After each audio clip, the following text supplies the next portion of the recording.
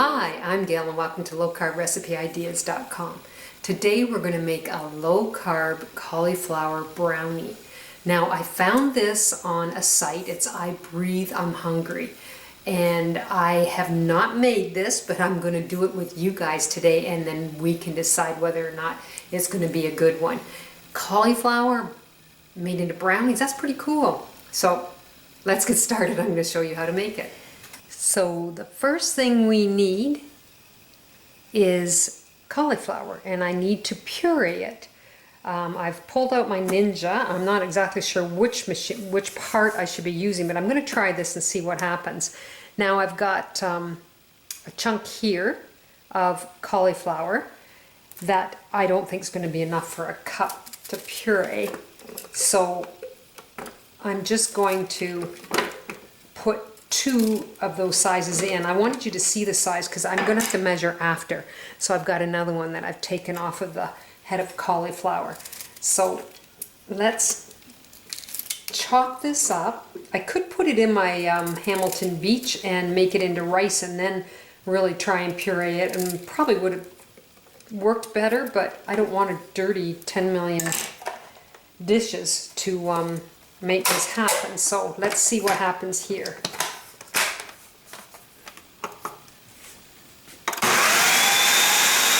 Now I did that for about 30 seconds and I've never used this. I always use my Hamilton Beach when I do my my rice, but it's quite nice. It works really well, and that only took seconds to do, which I think might even be nicer to use than my Hamilton Beach because I have to use that little slot to put my stuff in. So I'm going to keep on going here and I'll get back with you.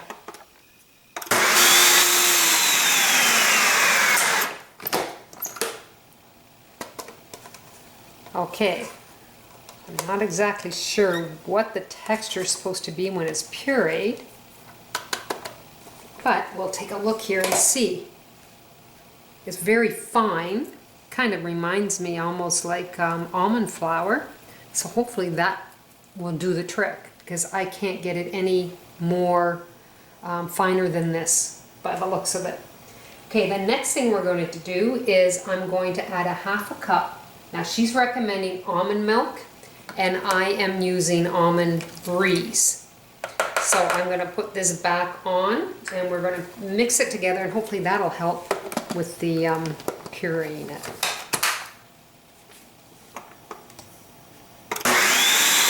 Now I just stopped it to see if I could get some off the sides, and then we're going to turn it on again and see if I can get it a little more than this. I'm trying to show you every step that I do so that you're not going to question it when it comes your turn.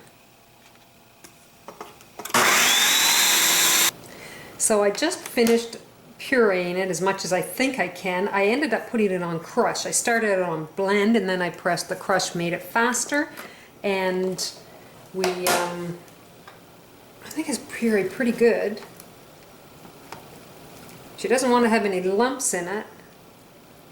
You can see it. It feels damp and it's wet, and it's kind of like our cauliflower potatoes, except it's not cooked. So I'm going to set this aside and then we're going to go to the next step. The next thing we're going to do is I've got a dish here that can go in the microwave. I don't really like using the microwave, but I'm going to use it because this is part of the recipe and it is quicker. But I need a ½ cup of butter. Now this butter is actually frozen because when it comes on sale, I throw them all in the freezer and buy extra just so it's not so expensive, and then I bring it out, normally thaw, but I didn't have any left in the fridge, so this one's frozen, so I might have to microwave it a little wee bit longer. Now I've got 2 ounces of cream cheese, and then the next thing we're going to put in is, she's recommending 90% Linden chocolate, and I assumed it was a chocolate bar because I don't think you can buy it in chunks any other way. So I could only find 85%, so that's pretty close to the 90%. And I've got 6 squares. and then the two that kind of broke here. So I've got 6 squares. So I'm supposed to put it in the microwave on high for 1 minute, and I might have to do it a little bit longer because my butter is frozen.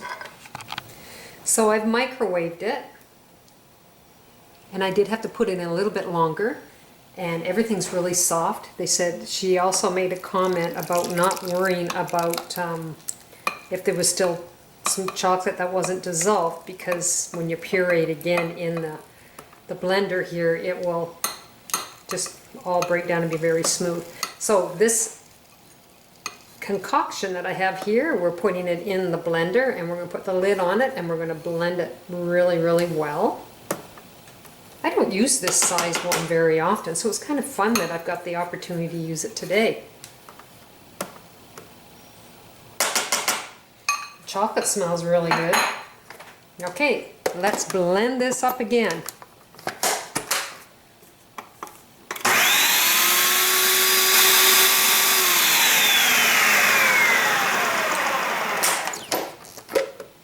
All right, ooh, it looks good. Really good. Okay, I had to smell it to see what it smelled like. So the next thing we're going to do is we'll just get my little spatula and scrape around the edges. Everything seems really nice and smooth. You can see like little gritties, but I think that would be expected from the raw cauliflower. Okay, our next step is putting in chocolate syrup. We're going to put 1/3 of a cup in. Now, she uses SF, gotta find it here, sorry, chocolate flavored syrup, 1/3 of a cup. This is what I have in the fridge. It's Walden Farms chocolate syrup, and it's sugar-free, calorie-free. So I'm using that because that's what I had, but she also recommended, and I don't have the chocolate, but the Torani sugar-free. You can get that in chocolate too, I guess. So you could have those options, but this is what I had, so this is what we're going to use in this recipe. So I have 1/3 of a cup of the chocolate. And now we're going to add 3 eggs.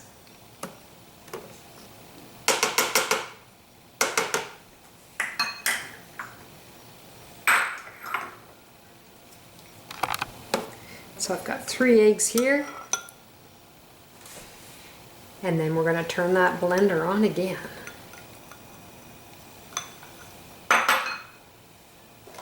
It's definitely not hard work, it's just putting everything together.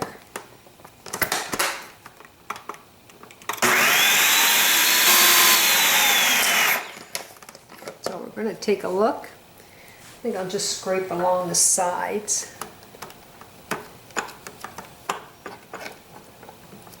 I'm going to turn it on one more time just because I scraped the sides, and then we're going to work with the dry ingredients.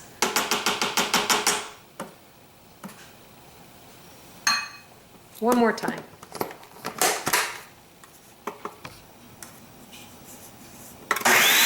So now we're going to add all our dry ingredients. So I've got 1 cup of almond flour or almond meal.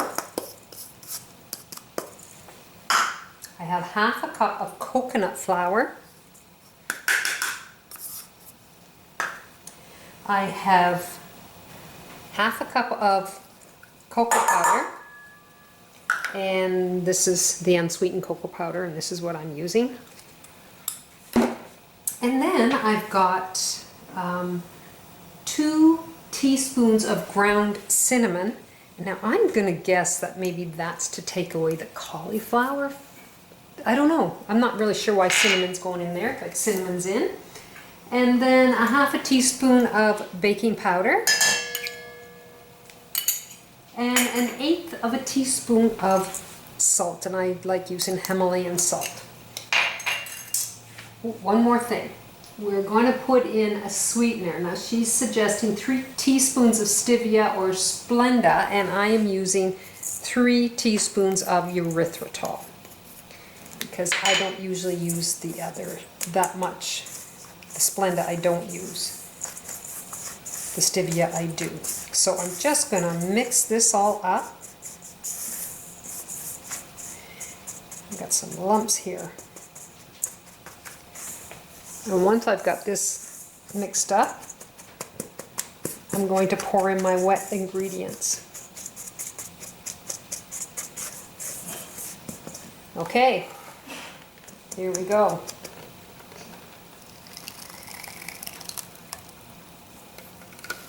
Yeah, looks like it's pureed quite nicely here. I can't even imagine thinking of using the cauliflower. Like, yes, I've made my rice pudding, I've made so many different things with cauliflower, but man, I just never thought of a brownie, so hats off to them if this turns out nice, and I'm sure it's going to. Make sure we get everything out of the dish. Okay, so now I'm just going to blend this till it's totally mixed.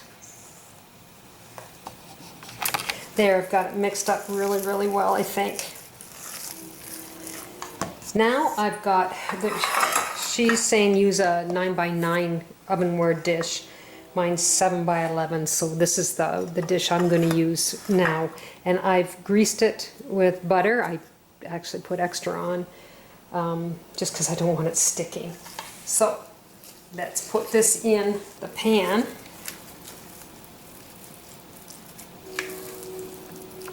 It's like a mousse almost. It's and that's how she describes it, that it's going to be very, very thick.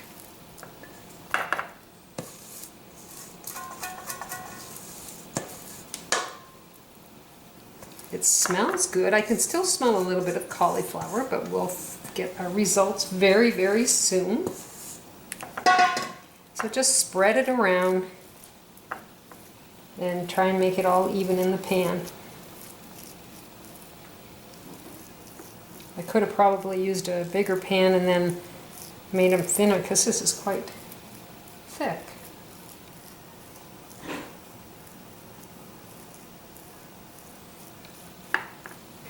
Okay, I've got it all in the pan pretty level, and we're going to put it in the oven in the middle rack, 375 for approximately 35 minutes. So let's do this and see what we get.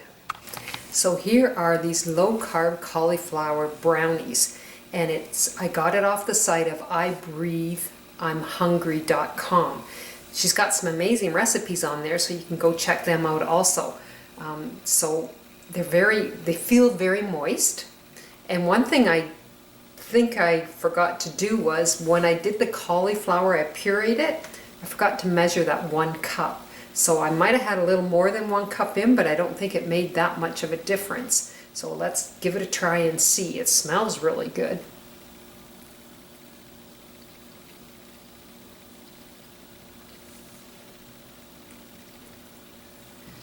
Now the texture is very moist, but it is kind of dry, and I think that's the coconut flour that makes it a little dry. It's not totally chocolatey, but it's good. I do like it, and it's a nice change, and it's like 1.5 carbs, net carbs, per brownie, and I get 35 inch size ones, 1 inch size, a little bit more. So very, very good. I think you'll enjoy it. So go to lowcarbrecipe.ideas.com and try this recipe and try some of my other ones. And I did get the recipe from ibreatheimhungry.com. So you can check her site out also. Thank you, and we'll see you soon. Bye now.